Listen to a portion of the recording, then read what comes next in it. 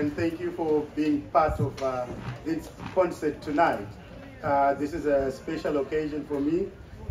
This is the first time I've come to the US, and I thought it would be fit to invite two incredible women who've played a big part in Zimbabwean music, Zimbabwean Shona music, as cultural ambassadors here in the US.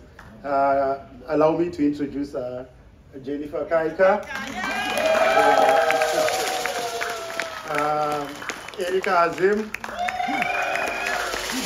and also allow me to introduce Nathan Beck.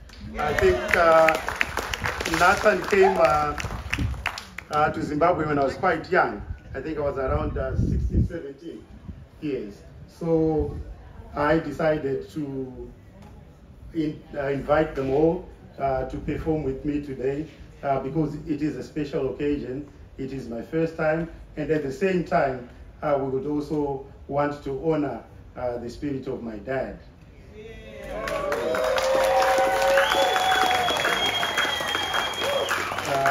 The first song we just played, I thought maybe I would talk about it after you'd listened to it.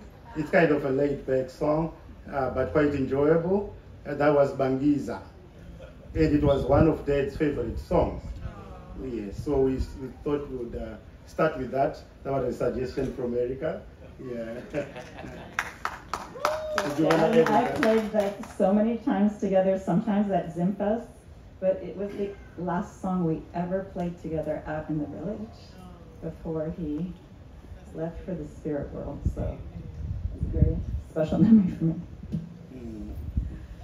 Okay, the next song we are going to play is Nemam Sasa.